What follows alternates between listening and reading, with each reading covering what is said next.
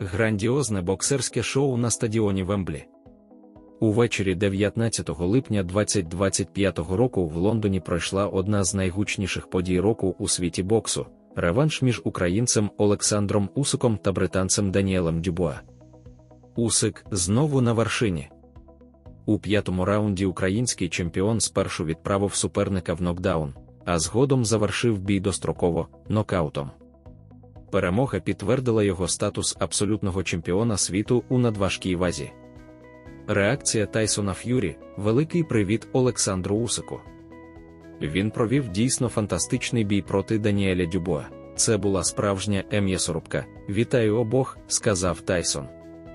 Нагадаємо, що Усик двічі здобував перемогу над Ф'юрі у 2024 році.